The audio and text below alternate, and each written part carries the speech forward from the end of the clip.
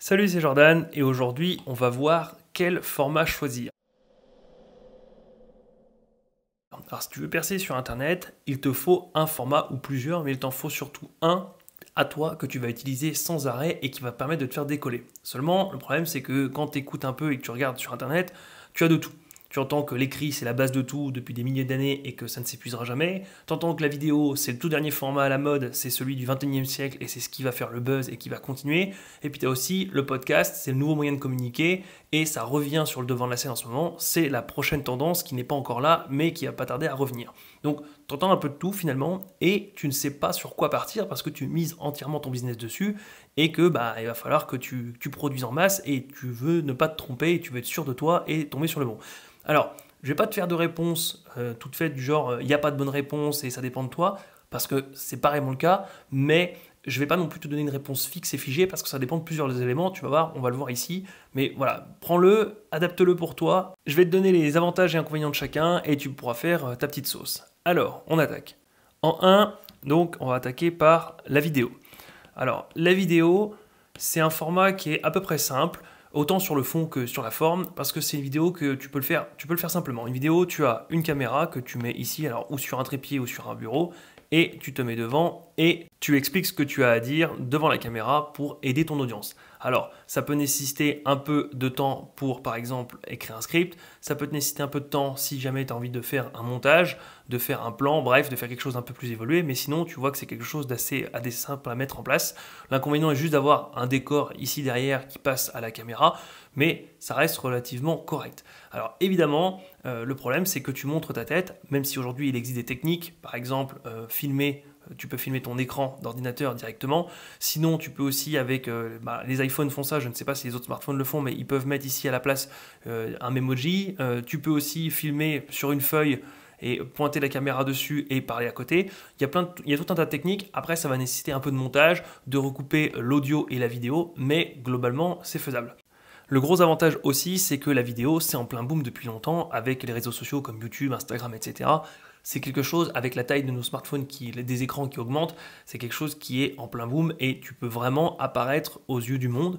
Maintenant, comme on l'a dit, le souci c'est que il te faut une caméra, il te faut un endroit plutôt calme. Donc si tu habites chez des gens en colocation, encore chez tes parents, ou que tu n'as pas de quoi avoir un super endroit où filmer, c'est pas tip top. Si tu n'as pas envie de montrer ta tête, ça va tout de suite se compliquer parce que tu vas devoir faire des montages, etc. ou trouver des alternatives.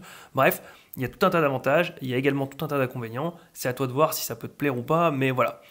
En 2, on va voir du coup, maintenant on va passer à l'écrit.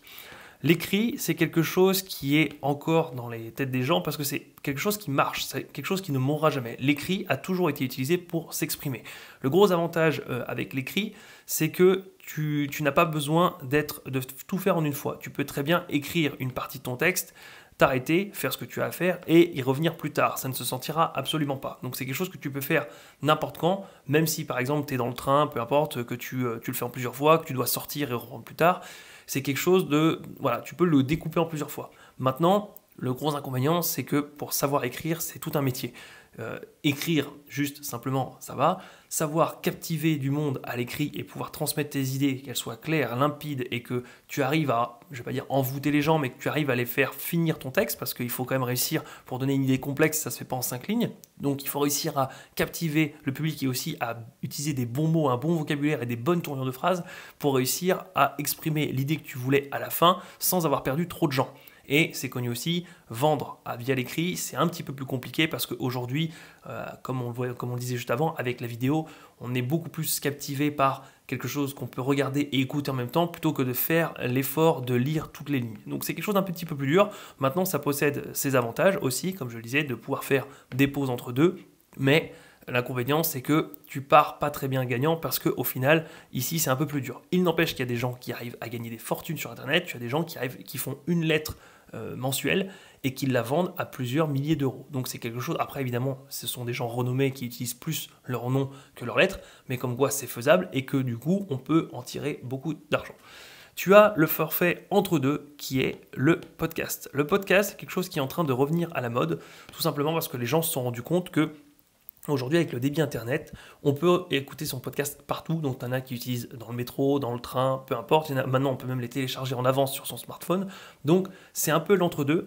L'avantage, c'est que tu as juste à avoir ton smartphone, à la limite, un micro, parce que les micros des smartphones sont en général pas top. Donc, ou tu utilises tes écouteurs, ou tu utilises un micro au bout que tu adaptes. Aujourd'hui, pour une cinquantaine d'euros, tu peux en avoir un correct.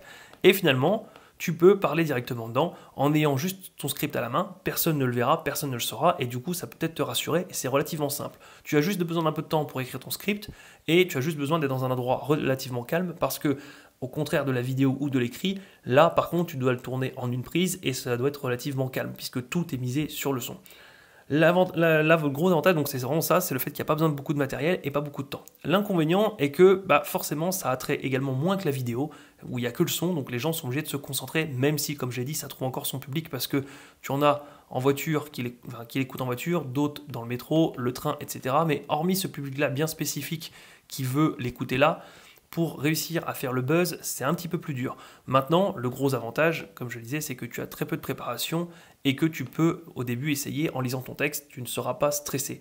L'inconvénient majeur de celui-ci, c'est qu'il faut être un bon orateur. Comme je l'ai dit, tout passe par la voix et du coup, les émotions, la persuasion, etc., tout doit passer par là. C'est-à-dire que tu dois être audible, clair et tu dois transmettre les émotions. Il est évident que s'il n'y a pas d'image, tout est dans ta voix, et si tu es quelqu'un qui a une voix monotone, ça va être très compliqué. Donc tu dois faire l'effort et travailler au maximum ta voix pour réussir à tout transmettre par là. C'est un métier, c'est pareil, ça se travaille, ça ne veut pas dire que c'est impossible, ça veut juste dire que ce que tu gagnes en simplicité ici, par le fait d'avoir très peu de script ou de pouvoir les regarder, et au niveau matériel où c'est plutôt simple, ça sera du coup un inconvénient ici, parce qu'il faudra réussir à avoir des compétences certaines pour réussir à captiver ton audience et à l'amener là où tu veux l'amener, ou à transmettre les idées que tu veux transmettre.